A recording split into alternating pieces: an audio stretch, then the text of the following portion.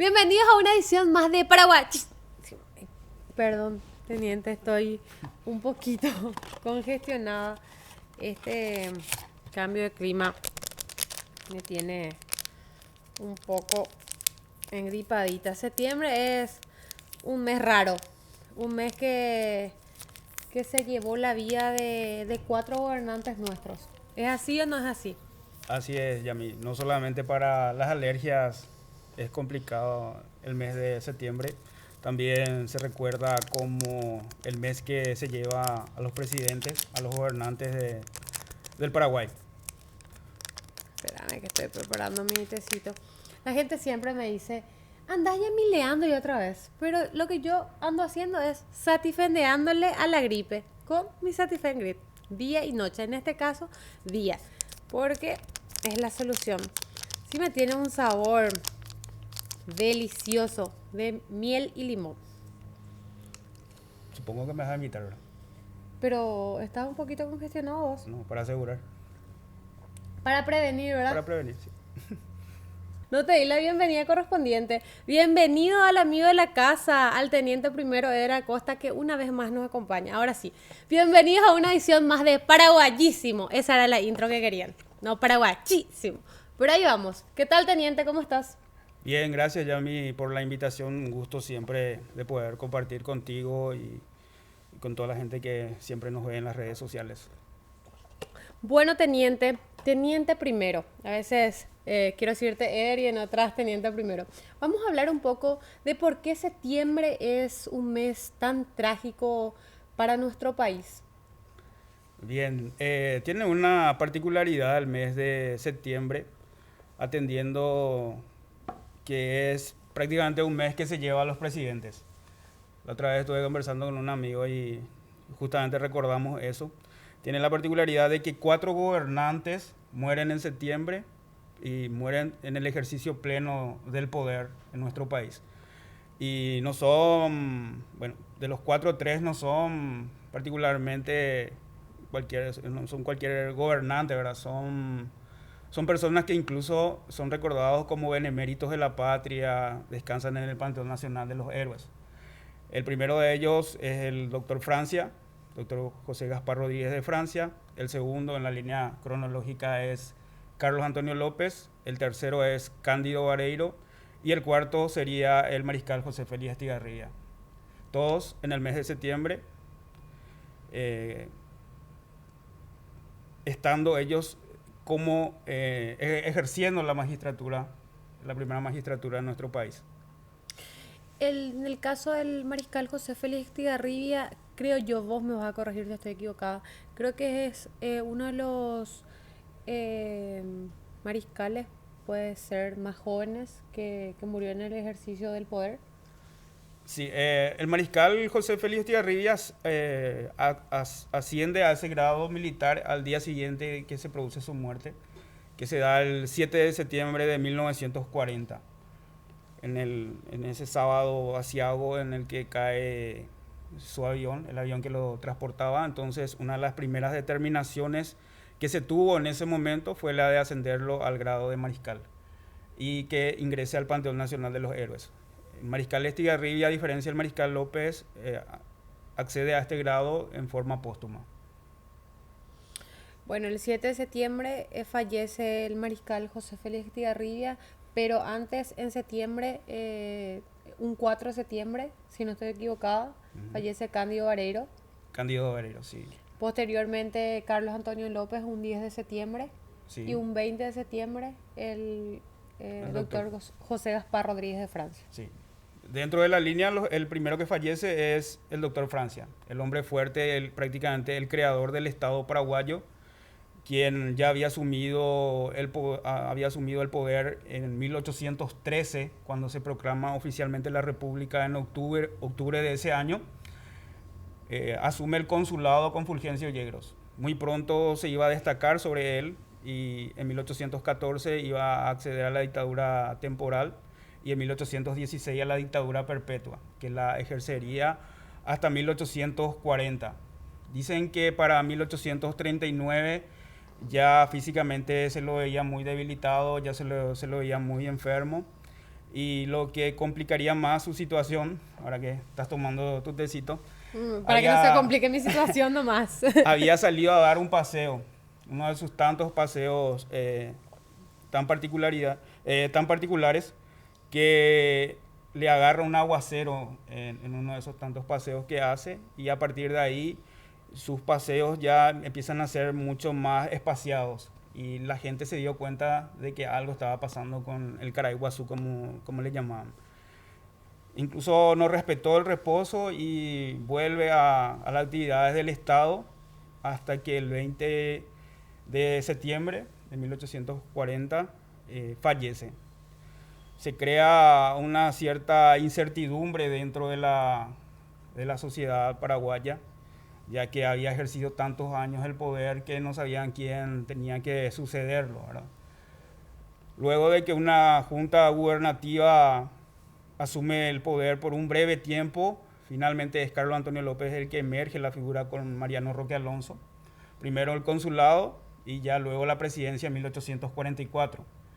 Esta presidencia, Carlos Antonio López la iba a ejercer nuevamente hasta septiembre de 1862, cuando ya estaba aquejado de una enfermedad. Finalmente fallece en la madrugada de ese 10 de septiembre de 1862. Ahí hay una particularidad: el médico que le atendió al doctor Francia es el mismo médico que le atiende a Carlos Antonio López, Juan Vicente Estigarribia. Y este médico iba a ser el mismo que le iba a atender al mariscal Francisco Solano López cuando le da cólera en 1866. Finalmente este médico fallece en 1869. Entonces fallece Carlos Antonio López, el segundo en esta línea, vamos a decirle, cronológica. Trágica. Sí, sí. Le sucede el mariscal Francisco Solano López. Ya había preparado el camino para que sea él su sucesor en 1856, cuando cambia los reglamentos de gobierno. Y nuevamente la figura de Francisco Solano López va a estar ligada a la tercera, al tercer presidente o a la tercera autoridad, al tercer gobernante que fallece en el ejercicio del poder, que es Cándido Barreiro. Cándido Barreiro se había destacado como un integrante de la diplomacia paraguaya durante la guerra contra la Triple Alianza. Era el encargado de comprar armamentos,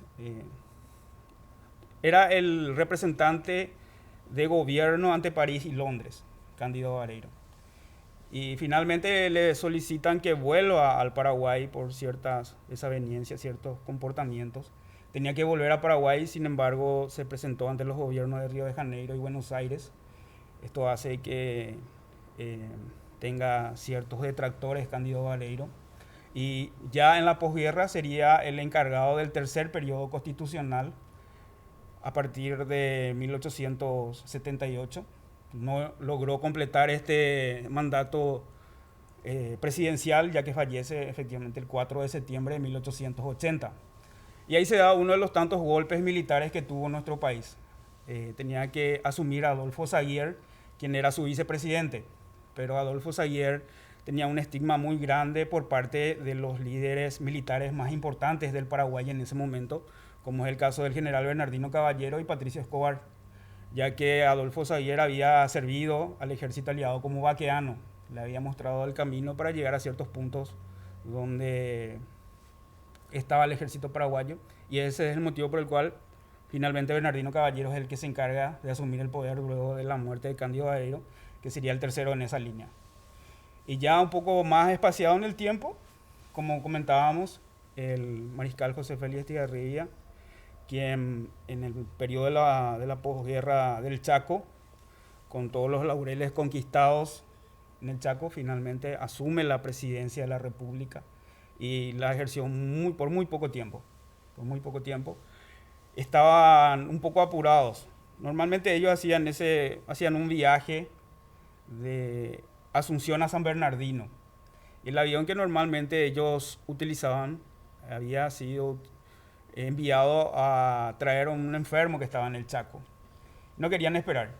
Entonces le ofrecen uno de los aviones que había sido utilizado durante la guerra del Chaco, el avión Potes A-25, que era el número 7.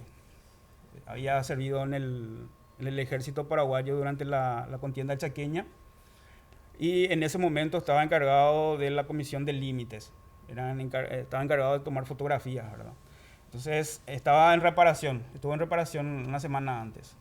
Y el encargado de pilotear era Carmelo Peralta, otro héroe de la Guerra del Chaco.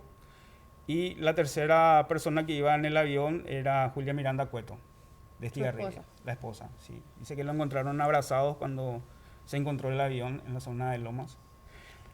Se lo asciende al mariscal, al general José Félix Estigarribia, al grado de mariscal, y se ordena que ingrese al Panteón Nacional de los Héroes.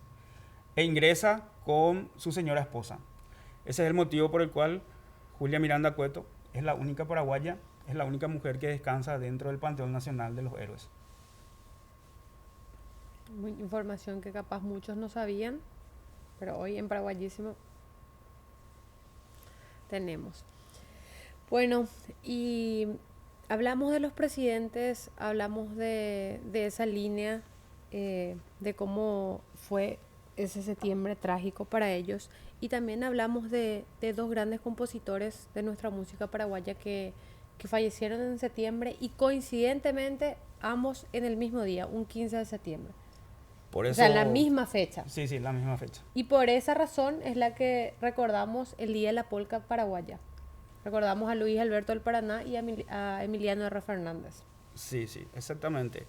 Una cierta distancia en el tiempo, ya que Luis Alberto del Paraná fallece el 15 de septiembre de 1974, ¿verdad? En tanto que Emiliano R. Fernández fallece en 1949. Luego de estar prácticamente un año en reposo, había sido herido en noviembre de 1948. Noviembre de 1948. Había sido herido en circunstancias que hasta hoy en día no están del todo claro. Circunstancias que no están del todo claro. Ya que no se sabe a ciencia cierta quién fue el que lo hirió. Siempre hay rumores detrás de la historia de quién pudo haber sido. Tampoco las motivaciones que tuvo la persona que hirió a Emiliano R. Fernández, quien solía frecuentar la despensa de su barrio. Dicen que siempre lo veían subir con la camisa verde olivo, totalmente desprendida, y ya los vecinos lo reconocían y empezaban los gritos de ahí viene Emiliano, ahí viene Emiliano. Y bueno, en una de esas circunstancias, desde la oscuridad, le disparan y lo llevan al hospital militar, donde estuvo mucho tiempo internado. Y finalmente se produce su deceso el 15 de septiembre de 1949. Algunos dicen de que fue una cuestión de celos, pudo haber sido una cuestión de celos. Otros dicen de que cortejó a la novia de alguien a la que no tenía que cortejar. Sí, porque es bien sabido que Emiliano R. Fernández le gustaban demasiado las mujeres, para no decir que era mujeriego, pero ese dato exacto ya no vamos a saber de la razón por la cual realmente pasó ese suceso, ¿verdad? Sí, y la otra es la cuestión política. Dicen que pudo haber sido alguna cuestión que está relacionada a la revolución de 1947, que fue una de las revoluciones más cruentas que tuvo en la historia del Paraguay. Algunos señalan de que la cantidad de muertos incluso podría superar la Guerra del Chaco, ¿verdad? Entonces, podría ser un resabio, una cuestión política que venía ya de la revolución de 1947. Entonces, ahí hablamos un poco del por qué se recuerda el Día de la Polca Paraguaya un 15 de septiembre. Porque dos grandes exponentes fallecieron un 15 de septiembre, pero en años diferentes. Para que después no digan, no es así. Un 15 de septiembre, pero en años diferentes. Bueno, teniente, primero, nada más que agradecerte por compartir siempre con nosotros. por ayudarnos a alimentar nuestro universo de conocimientos y conocer y amar un poco más nuestra historia, ¿verdad? La historia y la cultura paraguaya, abrazar más lo nuestro. No, por favor. El agradecido soy yo por tener siempre la invitación por parte de ustedes. Es un gusto siempre poder hablar de lo que guarda relación a nuestro querido Paraguay. Así mismo es. Pero antes, no te olvides de ingresar a www.aposta.la porque con Apostala volvete invencible.